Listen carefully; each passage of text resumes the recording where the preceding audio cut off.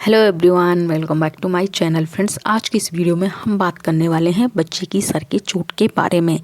यानी कि अगर आपके बच्चे की सर पे चोट लग गई है तो उस कंडीशन में आपको क्या करना चाहिए।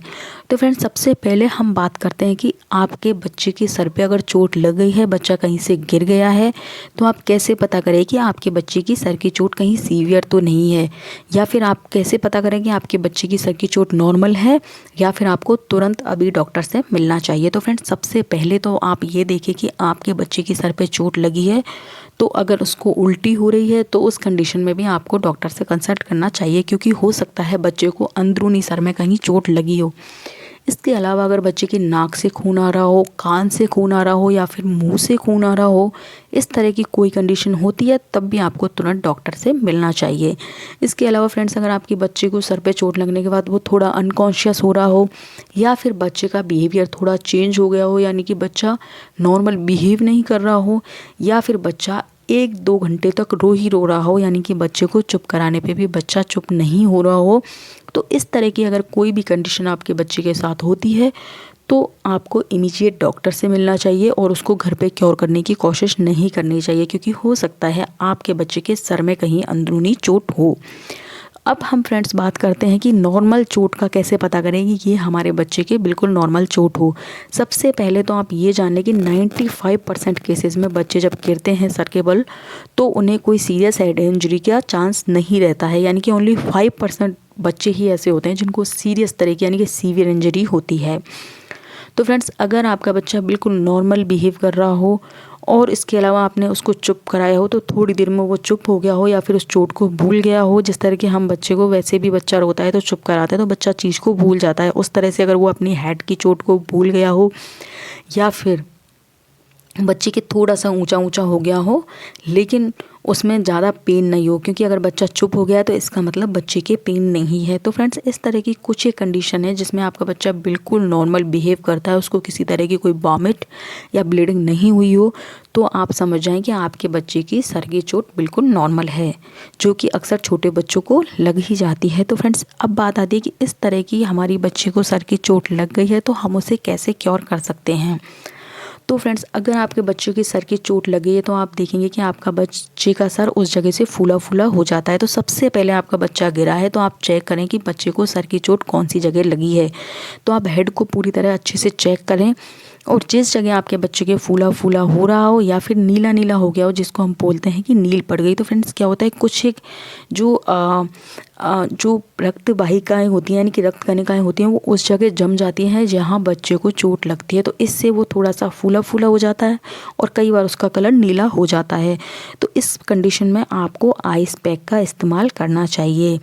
यानी कि आइस पैक क्या होता है, तो फ्रेंड्स, आइस यानी कि जो घर पे हम फ्रिज में बर्फ़ जमाते हैं, उसको एक कॉटन के कपड़े में रख के और उससे बच्चे के सर पे जिस जगह चोट लगी हो उस जगह आपको हल्का हल्का उसका मसाज देना चाहिए। और ये छोटे ही नहीं है, बड़े बच्चों के लिए भी बहुत लाभदायक होता है। इस कंडीशन में फ्रेंड्स, आप जैसे कि छोटे बच्चे हैं उनको ठंडे से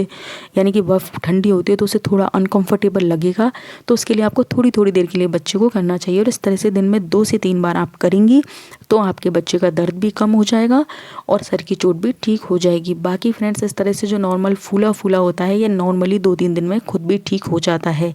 लेकिन बच्चे को इंस्टेंट इमीडिएट दर्द से राहत दिलाने के लिए आप ये आइस पैक इस्तेमाल कर सकती हैं। इसके अलावा आप क्या कर सकती हैं कि जिस जगह आपके बच्चे के सर पे चोट लगी हो उस जगह फ्रेंड्स आप हल्के हल्के हाथों से थोड़ी सी उसके मसाज दे दें, वो भी बच्चे के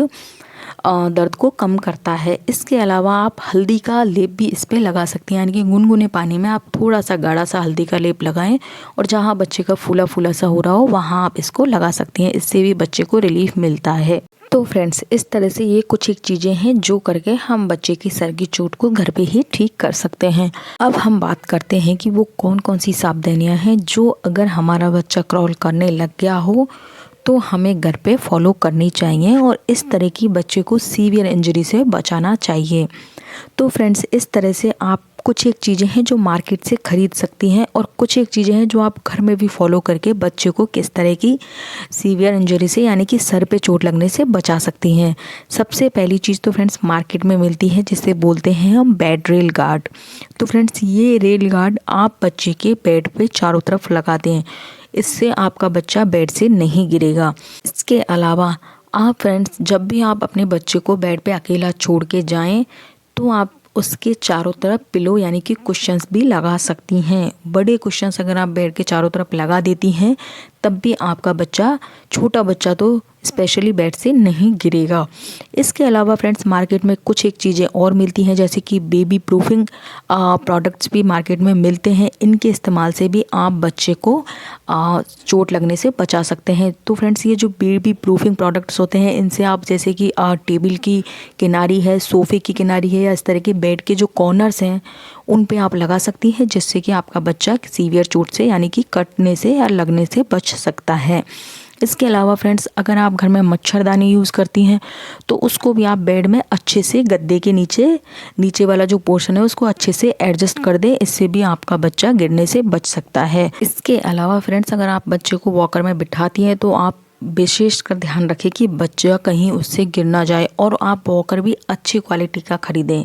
जिससे कि आपके बच्चे को चोट लगने का या गिरने का रिस्क ना रहे। और फ्रेंड्स आप जब भी बच्चे को बेड पे सुलाती हैं तो कुछ टाइम तक, यानी कि आपका बच्चा छोटा है तो आप बेड के चारों तरफ यानी कि नीचे के साइड कारपेट या कुछ ऐसा मोटा बिछा सकती हैं जो कि इन केस अगर आपका बच्चा गलती से गिर भी जाए तो वो सीधा फर्श पे ना गिर के और उसको डायरेक्ट सर पे चोट ना लगे। तो इस तरह की कुछ एक सावधानियां हैं जो आप घर पे फॉलो कर सकती हैं और आपके बच्चे को चोट लगने से बचा सकती हैं। तो फ्रेंड्स आई होप आपको वीडियो हेल्पफुल लगा होगा, और अगर आपको वीडियो हेल्पफुल लगा हो तो प्लीज़ वीडियो को लाइक कर दीजिएगा, अपने फ्रेंड्स एंड फैमिली में शेयर कीजिएगा और हाँ, मेरे चैनल को सब्सक्राइब करना नहीं भूलिएगा। मिलती हूँ बहुत जल्दी इसी तरीके की नई बेबी केयर वीडियो के साथ। Till then bye.